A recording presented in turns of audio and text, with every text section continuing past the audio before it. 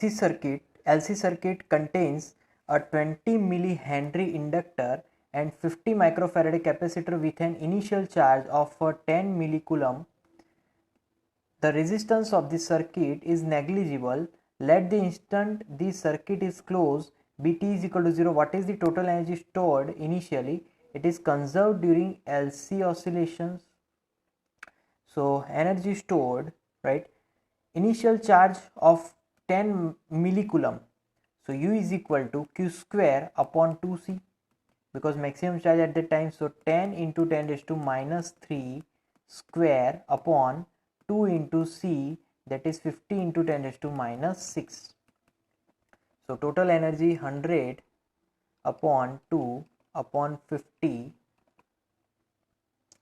So 10 raised to minus 6 cancel out. So 1 joule is the initial energy, right? So total energy stored initially is 1 joule, and also it is conserved during LC oscillations if there is no loss in the form of heat energy. Otherwise it is not conserved in LC oscillations. Without loss it is conserved, but with loss as a heat energy it will not conserved.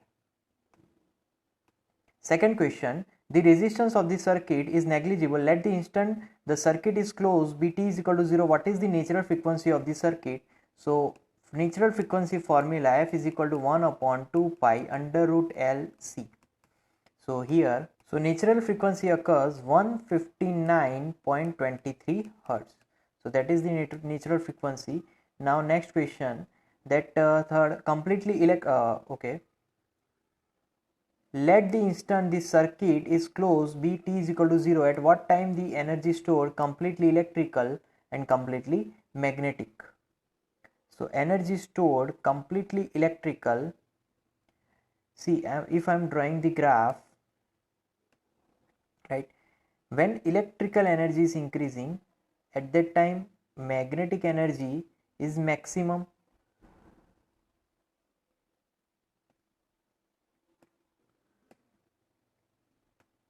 So it depends on that formula, that is Q is equal to Q0 omega t. Omega is 2 pi upon t into t.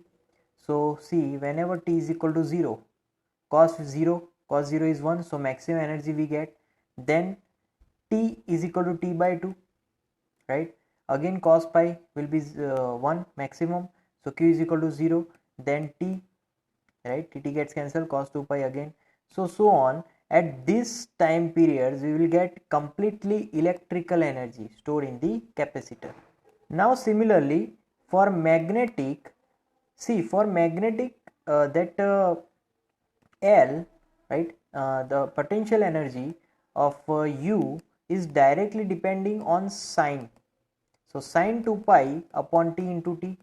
Now if t is equal to, now here if I am writing that t by 4, right, so tt gets cancelled out, pi by 4 sine pi by 2, that is 1, so we will get maximum here.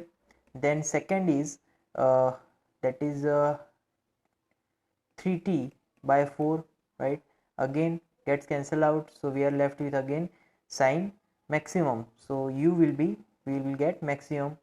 Then 5t by 4, like that, so on. Now next question, at what times the total electric energy shared equally between the inductor and capacitor? So in between them, so if see, Q is equal to Q0 cos omega t, omega is 2 pi upon t and t.